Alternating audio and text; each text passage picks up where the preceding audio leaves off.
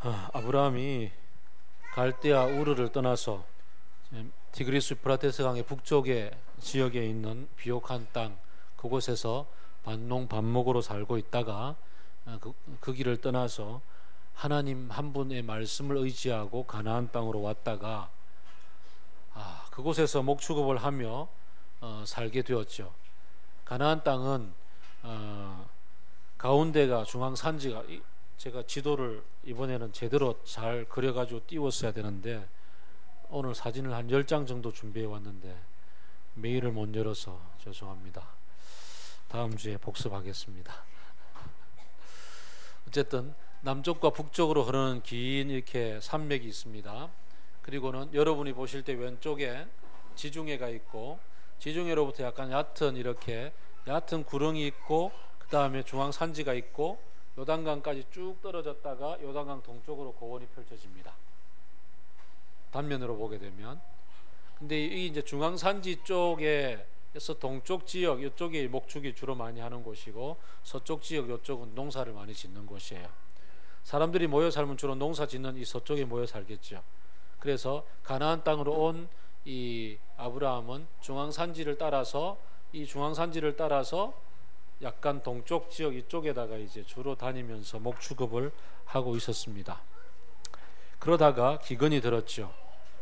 기근이 드니까 먹고 살 길이 막막하고, 가나안 전체 기근이니까 이 서쪽 지역으로 가더라도 기근이고, 그래서 가까이 있는 이집트로 가기로 했습니다.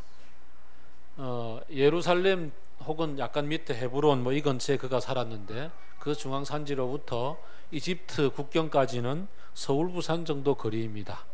서울 부산 정도의 거리를 이제 가운데 시나이 반도를 지나서 내려가서 그곳으로 가는데, 아무리 사람들이 많이 그곳에 가 있다 하더라도 그곳에 자기가 꽤나 큰 때를 이끌고 들어가게 될 때 안전이 보장이 안 되었고, 그 안전 보장 때문에 누이가 아니고 실제로 누이이긴 합니다만 어쨌든 결혼을 했으니 아내일 텐데, 아내를 선물로 드리는 조공으로 갖다 바치는 일이 벌어졌지요.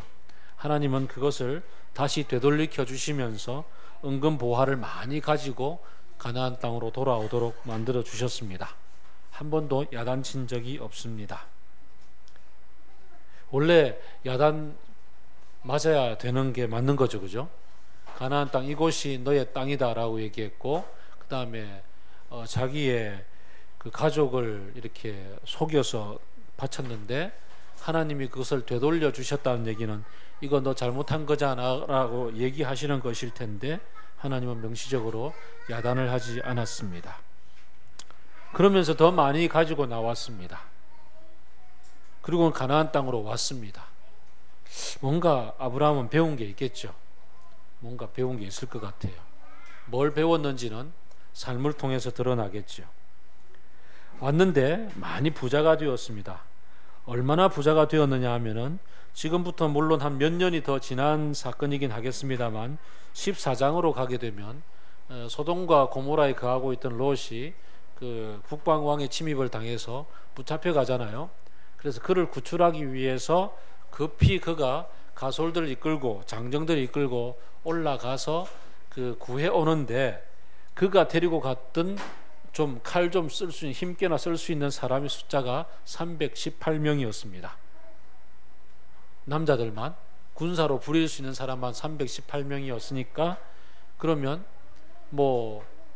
가솔들 다 계산하면 1000명은 되겠죠. 좋기 1000명 정도의 인구가 그가 거느리고 있는 식구들입니다. 엄청나죠, 그죠? 우리 교회 교인이 한 70명에서 조금 넘는 제적 인구로, 그래도 어디 가면 제가 기가 처치 교회라고 소개를 합니다. 기가 막힌 교회라고. 자, 1000명이 엄청납니다. 은과 금이 많은 부자였다고요. 이 엄청난 이 때가 중앙산지 근처를 왔다 갔다 하면서, 중앙산지에서 동쪽에 사람들이 별로 살지 않는 광야지대를 왔다 갔다 하며 목축을 합니다. 목축을 하는데, 이제 그가 데리고 왔던 조카 롯이 따로 한 살림을 차려서 이건 네 몫이다, 같이 가자 이러고 이제 일종의 양자로서 데리고 왔지만 양자로 분명히 맞아들였다라는 기록은 별로 없고요. 그러니 양자인지 동업인지 어쨌든 같이 왔는데 따로 한 몫을 떼어주는 통에 그도 꽤나 많이 거느리고 있었습니다. 같이 이집트로 갔다가 올라오는 통에 많이 남겨서 왔단 말이죠. 목축업자들은 이렇게 양떼, 소떼들이 풀을 먹어야 되니까 목축지가 사방에 쫙 널려 있을 거 아니에요. 그래서 그 널려 있는 사방을 전체적으로 같이 지내려고 하면 같이 모여 살기는 힘들죠.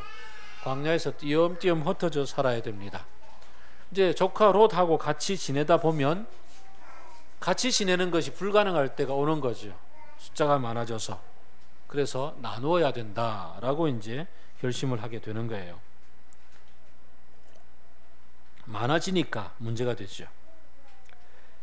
많아져서 문제가 됩니다. 많으면 더 가지고 싶어지는 게 인지상정이죠.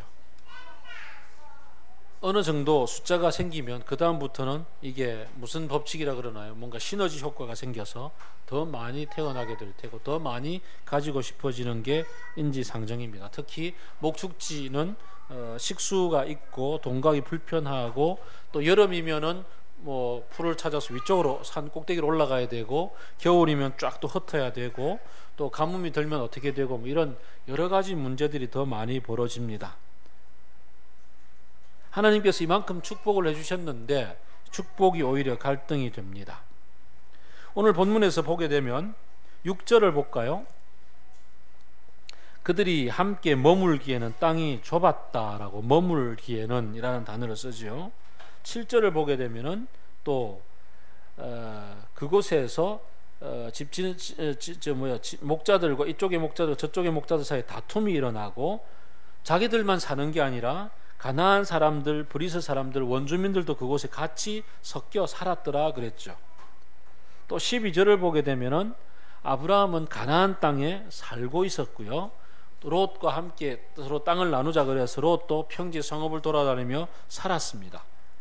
18절을 보게 되면은 또 그곳에서 마므리의 상수리 나무 있는 곳으로 가서 그곳에서 살았더라 이렇게 되어 있죠. 그래서 오늘 본문을 보게 되면은 은근 보화뿐만 아니라 가축들과 더불어서 먹고 사는 문제, 살고 있는 게 가장 중심적인 주제가 되고 있는 것을 보게 됩니다.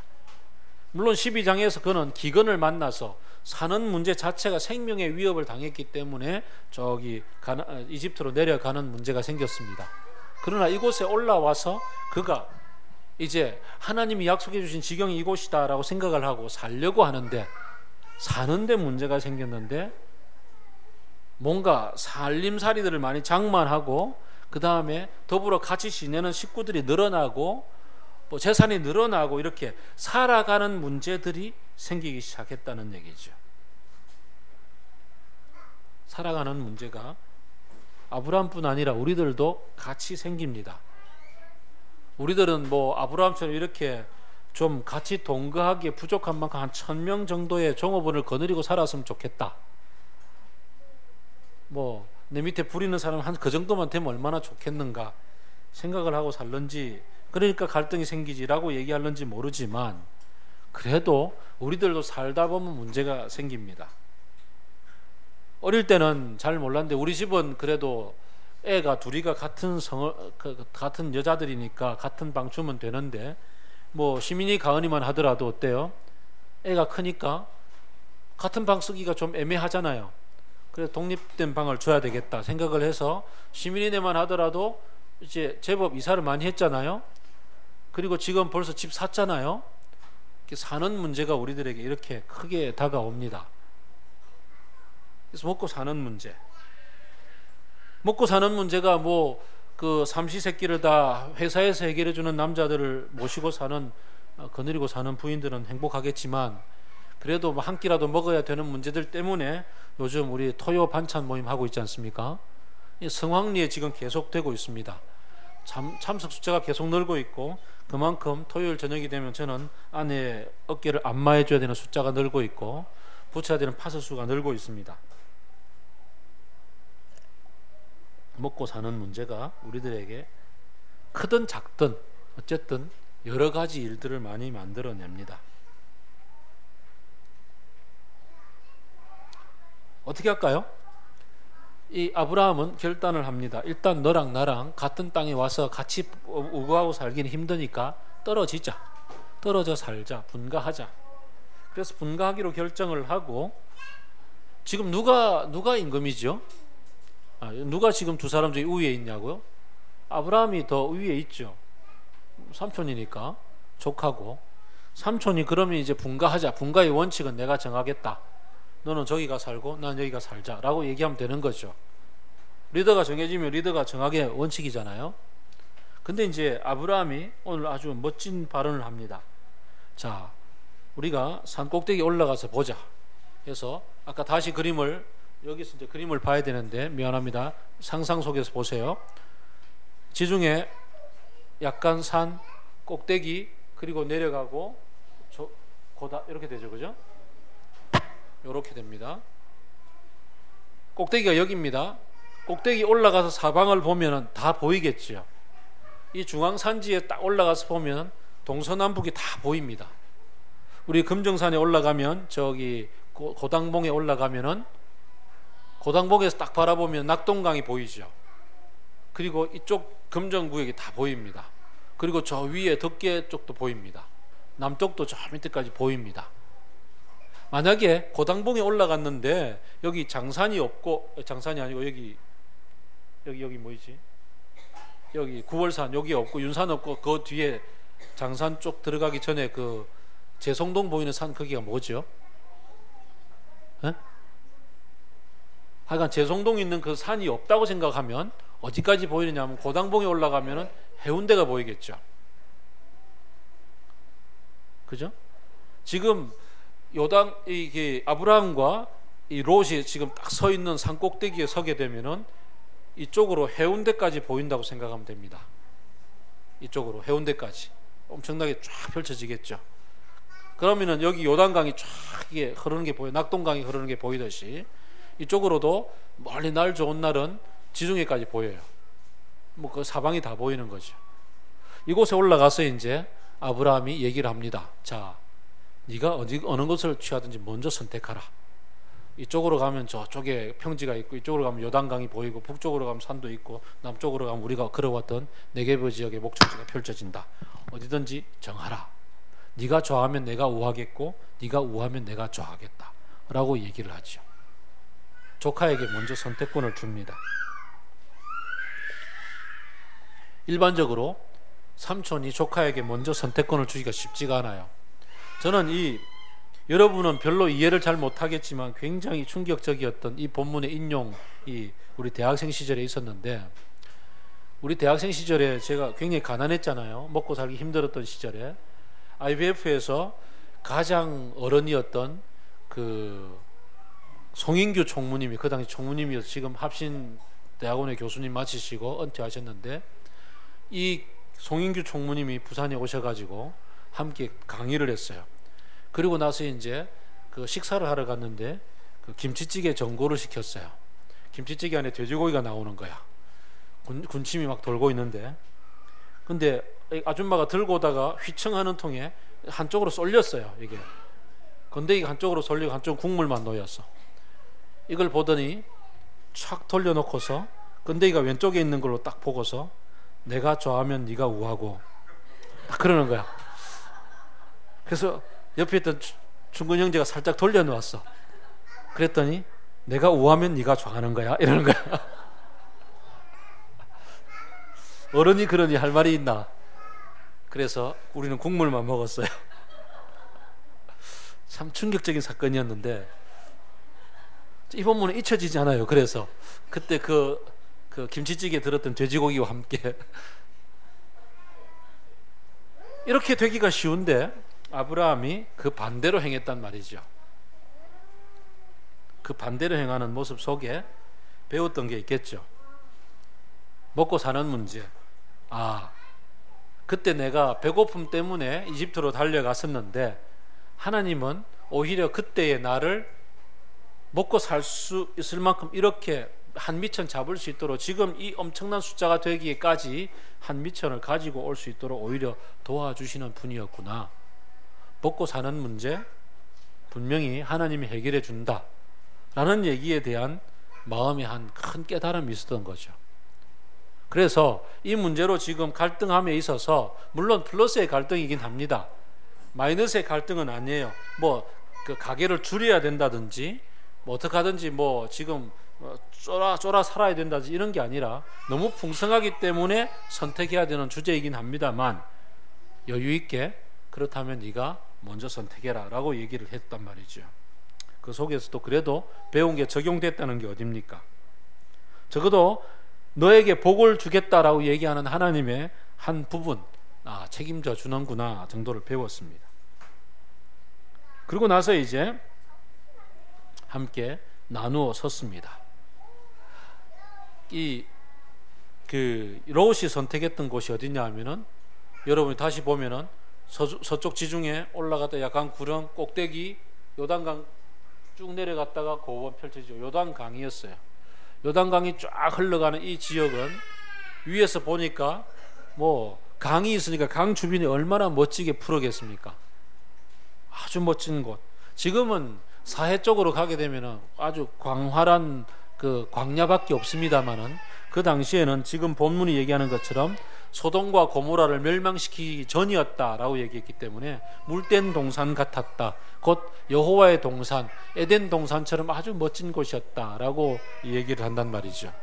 아, 정말 멋지구나. 저곳에 가면 좋겠다. 롯은 그곳을 선택해 갔습니다. 자, 선택해 갔다는데 내가 결심하고 네가 우하면 내가 좋아하겠다라고 얘기했지만 그래도 지가 말이지 좀 삼촌 먼저 택하면 좋겠습니다라고 삼촌한테 양보를 해주면 좋겠는데 삼촌한테 양보하기는 그냥 지가 선택하고 갔더란 말이죠. 여기에 사람이라면 누구나 다 그 약간의 괘씸죄 같은 게 있잖아요. 좀 괘씸하다는 생각이 들잖아요. 야, 그래도 지가 말이지 족한데라는 생각이 아브라함에게 들었을 것 같아요. 거기다가 지금까지 또 하나의 문제가 주어지는데 뭐냐 하면은 1000명 정도가 되는 가솔들이 있다 할지라도 피부치 하나는 롯이잖아요. 피부치는 롯이고 그나마 믿고 의지할 수 있는 모시매잖아요. 모든 가게들에 대해서 이게 다 지거란 말이죠. 제 동생이 중국에 있으면서 그 장인 장모님이 가까이 계시면서 같이 지내요. 딸은 하나밖에 없어요, 그 집에. 근데 이 장인 장모님이 툭하면 사위 보고 야, 돈 좀 내놔 이래갖고 뭐 내가 땅 좀 사야겠다 혹은 뭐 집 사야 되겠다 돈 내놔 이러온단 말이죠. 뭐 돈이 있나요? 돈이 없는데요. 그러면 빨리 만들어 내놔 그런다. 그러면서 하시는 말씀이 내가 죽으면 다 네 거잖아. 딸이 하나밖에 없으니까 사위가 아들처럼 지낸단 말이죠. 내가 죽으면 네 거잖아. 사실 뭐 그렇지 않더라도 부모님이 필요한 거 있으면 해드려야 되는 게 자식된 도리일 텐데 어떻게 하든지 죽으면 네 거잖아라는 얘기를 웃으면서 동생이 전해주면서 부모님의 마음은 그런 것 같아 라고 얘기를 해준단 말이에요. 조카 롯이 이왕이면 삼촌에게 먼저 택하세요 라고 얘기하고 이 땅에서 지금 사라가 지금은 사례죠 이름이. 사례가 지금 숙모가 나이가 들어서 자식이 없고 지금까지 자식이 태어나지 않았으면 이 땅에 있는 전부 다가 누구 거가 되겠습니까? 삼촌 돌아가시면 짓게 되겠죠. 그러면 삼촌한테 좀 더 깍듯이 잘하면 좋을 텐데 오늘 본문을 보게 되면은 삼촌한테 잘하기는커녕 먼저 찜하고서 달려가서 그곳에서 찾아오지도 않아요. 앞으로 쭉 보게 되면은 아브라함을 찾아왔더라는 얘기 한마디도 없어요. 참 사랑은 내리사랑이라고 그런 것 같아요. 하나밖에 없는 피부치가 갑니다 그러고서 얼른 짐 챙겨서 떠날 때 그때 그 마음 쓸쓸하겠죠, 그죠? 뭔가 구멍이 뻥 나는 것 같을 거예요. 구멍이 뻥 나는 것 같을 거예요. 우리 딸이 이제 큰 딸이 사귄 지 1년쯤 됐는데요. 1년쯤 되니까 이제 벌써 이제 이러다 결혼하는 거 아니야? 이런 생각이 들더라고. 그러니까 마음이 갑자기 허해지는 거 있잖아요. 어젯밤에 아내랑 둘이서 집에 가면서 갑자기 허해지는 걸 느꼈어요. 근데 조카가 이렇게 횡 떠나서 오지 않으면 이 마음이 어떨까? 충분히 짐작이 됩니다. 사실은요, 그보다 더한 것도 있어요. 제 주변에 보게 되면요, 부모의 재산 조금 남겨준 거 가지고서 이거 내가 가지겠다 말겠다 이런 거 가지고서 형제들 간에 싸우는 집이 얼마나 많은지 몰라요. 그 조금 된 재산이 뭐라고, 이왕이면 그거 좀 가지고 갔으면 좋겠는데, 재산의 문제가 개입이 되면 갈등하고 싸우는 것이 일반적인 우리들의 어떤 모습들인 것 같아요. 그 좋던 형제들도 그래서 왜 이제 70세, 80세, 90세 되는 이 나이를 살아가면서 먼저 자식들에게 재산 다 분배해주고 나면 그 다음에 무슨 일이 생깁니까? 부모들이 이제 찬밥이 되잖아요. 재산 다 가지고 갚버리고 나면 그 다음부터 이 늙은이 뒷방 취급하면서 그냥 섬기지도 않고 모시지도 않고 갈등하고 이 집 저 집 돌아다니다가 결국은 객사하고 만다고. 끝까지 재산 가지고 있으면 잘하는 것처럼 보이지만 그것 때문에 형제들 간에 갈등하고.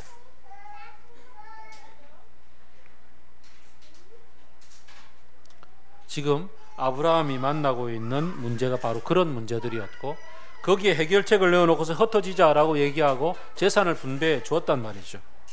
근데 지껏 챙겨가지고 떠나버렸던 이 상황. 자, 결정하고 행함 속에 하나님을 따라 사는, 그래도 하나님이 먹고 살 거 책임져 준다라는 결심을 가지고 결단했습니다. 그런데 벌어진 일은 조카가 쌩 까고 그냥 떠나버린 거였습니다. 여기에 대해서 14절에서 하나님이 엘ie사로 나타나십니다. 좀 힘들지? 마음이 좀 어렵지? 원래 그런 거야. 원래 사랑은 내리사랑인 거야. 지가 그래도 한복 가지고 가서 잘 살겠지 라고 얘기하시며 단탄하셨는데, 더 기가 찬 것은 12절 13절을 보면요, 그가 택해서 갔던 그곳이 어디냐 하면은 소돔과 고모라 근처까지 갔더라. 소돔과 고모라는 굉장히 번성한 도시였고, 그 당시에 요단강이 흘러 들어가는 아주 비옥한 토지에 있었던 곳이었고, 먹고 살기가 풍성하니까 그곳의 사람들은 먹고 사는 게 풍성한 만큼 이제 유희와 쾌락을 찾아 즐기게 되고, 유희와 쾌락들을 즐기다 보니까 범죄함이 넘쳐나고 있던 곳이었더라. 앞으로 이제 보게 되면 하나님은 그곳을 심판하러 가시지요. 이 롯이 택해서 가고 있는 그곳이 어딘지 아브라함이 알았을지 몰랐을지 몰라도 어쨌든 그 흩어진 것을 보면서 허한 마음에 주님이 찾아오셔서 위로를 해주십니다. 그래, 네 마음을 내가 알겠다. 네가 그래도 내가 이집트에서 끌어낸 것을 네가 결심하고 받아들인 것처럼 나를 믿고 의지하니까 그것만 해도 참 고맙다 라고 말씀하시며 들려주시는 얘기가, 자, 있는 곳에서 사방을 한번 쳐다보지 않겠니? 산 꼭대기에 서 있으니까 사방이 다 보인다 그랬어요. 해운대 지경까지 다 보인다 그랬습니다. 이 모든 것을 내가 너에게 땅으로 주겠다. 동서남북 전체 네가 걸을 수 있는 만큼 걸어보라. 다 주겠다라고 얘기하죠. 그리고 너의 자손에게 아주 주겠다. 위로가 될지 안 될지는 잘 모르겠습니다. 하나밖에 없는 조카가 떠났고 재산도 다 들고 갔고, 물론 아브라함의 재산도 많이 있습니다만, 지금 사라가 자식이 안 태어난 지 오래됐고 너와 너의 자손에게 이 땅을 전부 다 주겠다라고 얘기하는 게 아브라함에게 위로가 될까요, 안 될까요?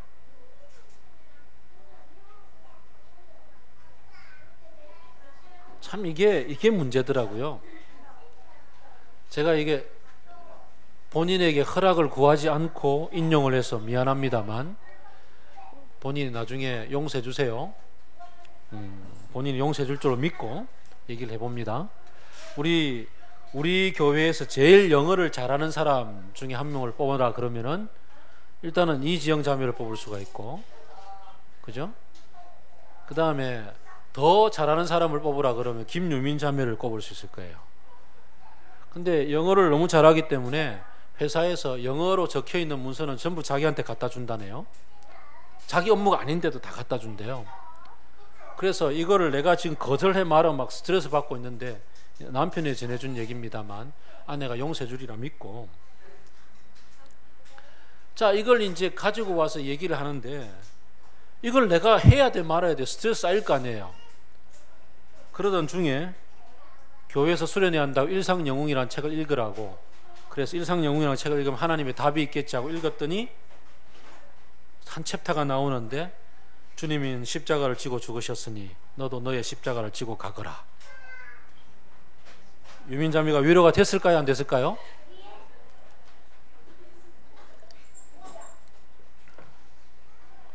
아브라함에게 지금 하나님 주시는 얘기가 그런 거라고. 지금 사방으로 걸어보고 바라보아라, 그걸 전부 너의 자손에게 땅으로 주겠다라고 얘기합니다. 하나밖에 없는 핏줄기가 지금 재산 들고 갔는데, 찾아오도 안 하고 뒤도 안 돌아보고 갔는데, 거기다가 대놓고 너의 자손에게 다 주겠다.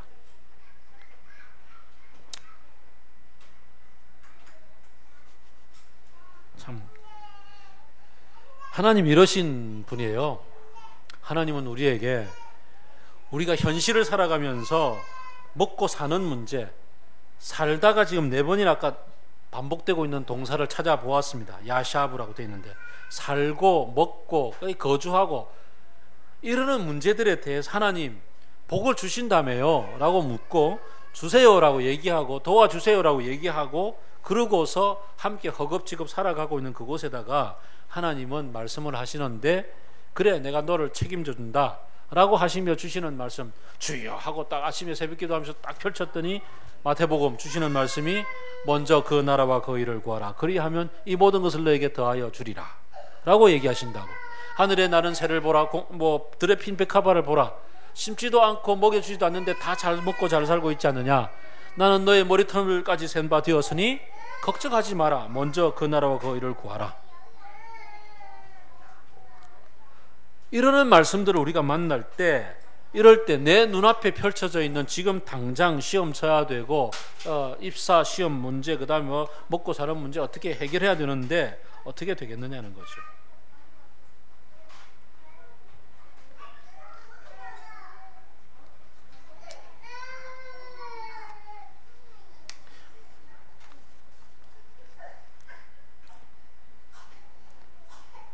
하나님은 우리에게 아주 큰 그림만을 그려주세요.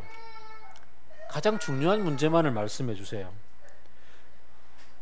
너가 나를 믿고 따라오면, 나와 의논하고 길을 걸어가면, 내가 가는 방식대로 네가 한번 실천을 해보면, 그 다음에 너희가 어떻게 되는지에 대해서는 엄청난 복을 부어줄 것이고 지켜줄 것이고, 그리고 내 영혼이 잘된 것 같이 범사에 잘 되는 일들을 보게 될 것이다 라고 말씀을 해 주십니다. 우리의 눈앞에 펼쳐져 있는 먹고 사는 문제에 대해서 네가 좌하면 내가 우하겠고 네가 우하면 내가 좌하겠다, 이런 선택이라든지, 오늘 네가 가서 주식을 다 사보라, 이런 얘기 안 한다고. 주중에 제가 노회 어른들을 좀 만날 기회가 있었는데, 그 창원에서 엄청나게 큰 사업을 하고 계시는 장로님이 그러시더라고. 내가 그 남북 군사회담이 하루만 늦게 합의가 되고 벌어졌어 내가 모든 재산을 다 팔아 주식을 샀을 것이라고. 분명히 남북 문제가 전쟁은 안 일어날 건 틀림없고, 내가 사야지 결심을 했던 그날 합의가 발표가 됐다고. 하루만 늦게 했으면 난 돈 대박 만났을 텐데, 그런 얘기를 했어요. 근데 성경은 그런 얘기를 안 해준다고. 오늘 밤이다, 빨리 네가 재산을 팔아서 주식을 투자해라, 이런 얘기를 안 해주신다고. 대신에 먼저 그 나라와 그 의를 구하라, 이런 얘기를 한다고. 너 좀 힘들었지? 내가 너 책임져 줄게. 동서남북을 한번 바라봐, 다 네 거야. 언제? 그곳에는 가나안 땅 사람들 다 살고 있고요. 앞으로도 보면 알겠지만은 아브라함이 그곳에서 빌부터 살기 위해서 얼마나 많은 외교적인 노력을 다 펼쳐야 살 수 있는지, 에너지를 투자해야 되는지 참 힘겹게 사는 그곳에 대해서 얘기를 안 해주시거든요. 아브라함이 배웠던 게 뭐였나요? 이집트에 갔을 때 그가 꾀를 내어서 먹고 살려고 애를 썼지만 하나님은 그곳에서 나오게 하셨던 분이었다. 신기한 방식으로. 먹고 사는 문제 이렇게 해결해 주시는구나. 때가 지나고 나서 보니까 알게 되더라는 겁니다. 미래에 대해서 부채도사처럼 이쪽에 투자해라 저쪽에 투자해라 이렇게 말씀하시는 분이 아니라는 것은 틀림이 없습니다. 지나고 나서 보니까 하나님은 그 문제를 풀어주시는 분이라는 것을 배우게 됩니다. 그렇구나. 우리의 인생 가운데서 모험을 감행함에 있어서 모험은 언제든지 내가 선택하게 만드십니다.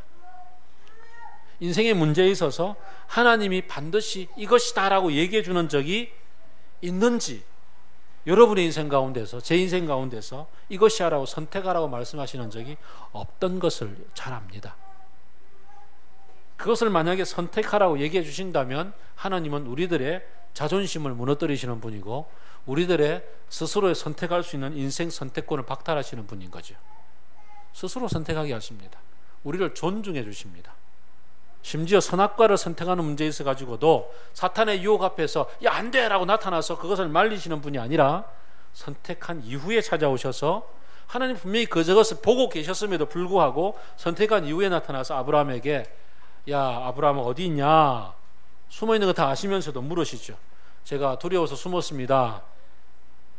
네가 숨었다니 네의 벗은 것을 누가 가르쳐 줬냐? 내가 검지안 쓴 것을 누가 따먹었구나. 뒤에 나타나서 얘기해 주시는 분입니다. 하나님이 아브라함에게 나타나서 함께 가지 않겠니? 가면 내가 이거 해줄게 라고 얘기했지만 그것에 대한 선택도 아브라함이 할 수 있도록 열어주십니다.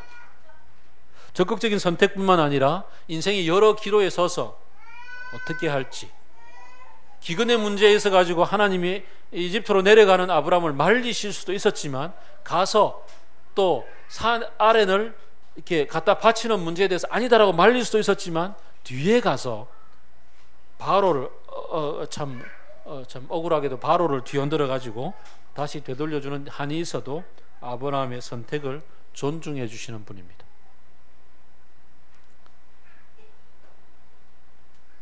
아브라함은 뒤에 찾아오시는 하나님의 결과를 보고서 깨닫고 그래, 그렇다면 이걸 해야겠구나라고 생각하고 이제 흩어짐에 있어서 조카에게 선택의 길을 열어주었고, 떠나는 조카에게 마음이 함에도 불구하고 하나님이 뒤에 나타나셔서 위로해 주시는 위로를 받고서 그 다음에 하나님이 주시겠다는 약속을 다시 한번 붙잡으면서 힘을 얻는 거죠. 그러나 실제로 주시느냐 모르죠. 나중에 보게 되면 기다려도 자식이 태어나야 땅이라도 뭐 물려주는지 있는 재산이라도 물려줄 텐데 기다려도 자식이 안 태어나니까 자기 식대로 다시 누구죠? 하가를 취해다가 애를 낳고 말잖아요.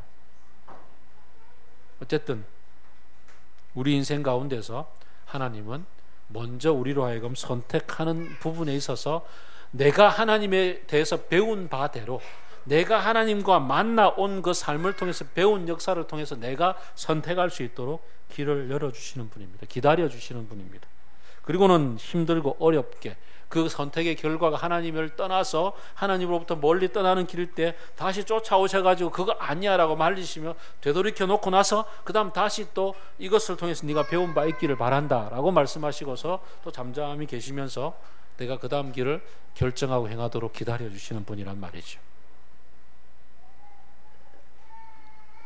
아브라함이 이집트에서 배웠던 경험을 통해서 참 놀라운 성장한 모습을 조카 롯과의 관계 속에서 보였던 것만 해도 하나님은 참 많이 기뻐하시는 분이었고, 그 다음 선택에 있어서 나타나 격려해 주시고 또 큰 그림을 보여주시고, 자, 그 다음 어떻게 살지 한번 가보자 라고 얘기하고 맡겨두시는 이 속에서 우리 인생 어떻게 살까요? 당장 눈앞에 펼쳐져 있는 여러 가지 일들, 여러 가지 먹고 사는 문제들, 뭐 이왕 얘기를 했으니까 유민자매가 영어 무슨 전부 가지고 오는 것을 이거 다 내가 해야 됩니까? 라고 투쟁적 방식이든지 겸손한 방식이든지 아니면 모든 걸 받아들이겠노라고 받아들이든지 그 모든 것은 유민자매가 선택하게 되는 거지요. 이 직장이 힘들어서 안 되겠습니다. 그만두는 것도 내가 하는 것이고 다른 직장을 찾아가는 것도 내가 선택하는 거고 우리 방이 좁아서 안 되겠습니다. 집을 새로 옮겨야겠습니다. 선택하는 것도 내가 하는 것이고 모든 것은 인생에서 내가 선택하는 것이지만 어떤 기준이 거기에 작용하느냐. 내가 평소에 만나는 하나님과 더불어서 하나님이 내 인생을 바라보시며 들려주시는 얘기를 잘 듣고 하나님의 마음이 내 속에 잘 녹아 있어서 그 마음이 녹아 있는 대로 선택하느냐, 아니면 눈앞에 펼쳐진 것에 대한 두려움이나 혹은 염려나 지금까지 인생을 살아오면서 내가 영향받아왔던 수많은 사람들의 목소리에 의해서 선택하느냐, 그것은 나의 선택인 거죠. 물론 하나님은 그 모든 것에 있어서 로마서 8장에 얘기한 것처럼 다시 합력하여 선을 이루시기 위해서 뒤쫓아오셔서 또 수습해 주십니다. 그러나 그 모든 수습 너머에서 하나님을 좀 더 적극적으로 닮아가고 하나님의 뜻을 좀 더 적극적으로 행해 나가면 얼마나 좋겠습니까? 앞으로 보면 알겠지만 조카 롯을 위해서 하나님을 설득하고 있는 아브라함에 이르기까지 발전해 나가는 이 아브라함의 이 인격적 성숙을 여러분은 앞으로 보게 될 겁니다. 우리 인생을 통해서 어릴 때의 선택, 오늘 아침에 아무리 우리가 설득을 해도 그 꼬마 한 명이 영유아부 예배 안 올라가더라고. 그 내가 꼭 서현이라고 내가 이름은 얘기 안 하겠지만 그 왜 안 가느냐에 대한 이유가 별로 없어. 이유가 별로 없어서 제 아내가 결론 내기를 너 사춘기구나 결론을 내렸어. 어쨌든 그 영유아부에 속해 있는 서연이의 선택도 선택이잖아요. 안 가겠다는 선택에서부터 시작해서 우리가 앞으로 먹고 사는 문제 모두에 있어서 선택은 우리가 하는 건데, 이왕이면 마음속에 녹아있는 하나님을 닮아가는, 하나님은 어떻게 하실까? 예수 그리스도라면 어떻게 하실까? 물론 유민이가 읽었던 책에서 십자가를 지라라고 얘기했다 하지만 그것을 읽은 유민이가 선택하는 것도 유민이거든요.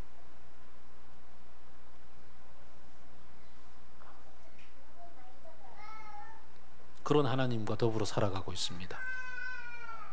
우리를 100% 존중해 주시는 하나님이 우리의 선택 속에 녹아 있으면 참 좋겠습니다. 아버지 하나님의 뜻이 하늘에서와 같이 내 삶 속에 녹아 있으면 좋겠습니다. 아버지 하나님의 나라의 얘기가 내 삶의 얘기 속에 녹아 있으면 좋겠습니다. 점점점 많이, 지금보다는 내일이, 내일보다는 내년이 더 많이 녹아 있어서, 그래서 어느 순간에 그 종심소욕이나 불구천이라고 누군가가 얘기했잖아요. 내 마음껏 선택하지만, 내 마음에 원하는 대로 선택하지만 그 선택이 하늘의 뜻을 거스르지 않는다. 그런 때가 되면 참 좋겠습니다. 그런 날이 되도록 우리 마음을 열어드리고 매일매일 주님과 만나서 주님의 얘기를 듣는 시간, 매일 아침 우리가 큐티 묵상하고 또 큐티 목소리 나눔도 듣고 또 주일날 모여서 함께 이렇게 가정교회에서 삶을 나누면서 그 속에서 하나님의 얘기가 녹아 있어서 하나님을 점점 닮아가는, 부부가 서로 살아가면서 이제 평생 닮아가듯이 하나님과 더불어 평생 닮아가는 그런 삶 속에서 어느 순간에 내 선택이 내 마음껏 선택하는데도 불구하고 그 마음에 우러나는 바가 하나님의 뜻이 되기를 바랍니다. 오늘 그 길을 향해서 한 걸음 더 내딛는 저와 여러분이 되기를 바라며 기도하겠습니다.